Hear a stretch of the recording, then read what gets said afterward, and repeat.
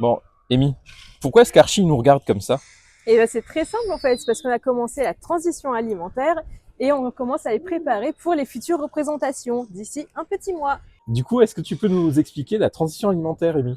Mais bien sûr, tout simplement en fait, c'est à partir du moment où on va repasser sur des aliments qui vont être un petit peu moins gras pour nos oiseaux. Donc tout l'hiver, on a augmenté les rations pour qu'ils puissent refaire leur plumage, donc ce qu'on appelle la mue. Et là, maintenant que l'hiver est terminé, on repasse sur des proies qui vont être beaucoup moins riches, mais par contre qui vont contenir un peu plus de protéines.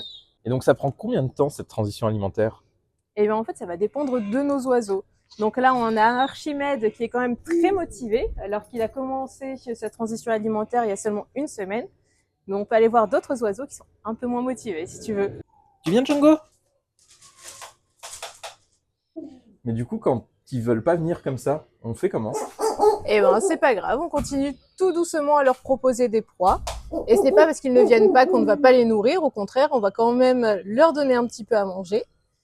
Et ensuite, leur transition alimentaire va continuer de plus en plus doucement. Et une fois qu'ils seront prêts, ils vont venir d'eux-mêmes. Il faut D'accord. juste être un peu plus patient avec certains individus. Et du coup, Amy, là, tu fais quoi exactement?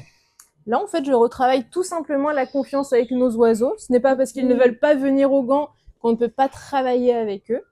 Donc là, tout simplement, Popples a décidé qu'il préférait rester au sol. Et ben, c'est pas grave, on va le nourrir comme ça. Et voilà, la confiance fonctionne.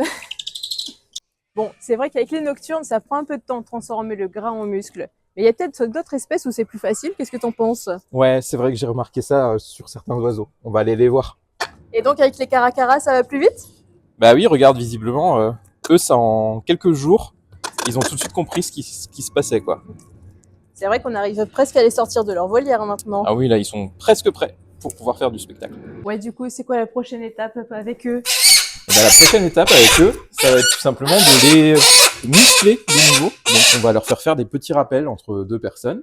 Et petit à petit, on va rallonger la distance pour qu'ils puissent s'habituer de nouveau à voler sur de longues distances et plus longtemps. Et à quel moment on va commencer à les sortir? Et bien, tout simplement quand on les sentira prêts. C'est-à-dire quand on aura de nouveau acquis leur confiance et qu'on aura de nouveau confiance en eux. Bon, ça a l'air pas trop mal parti. Plutôt pas mal, oui.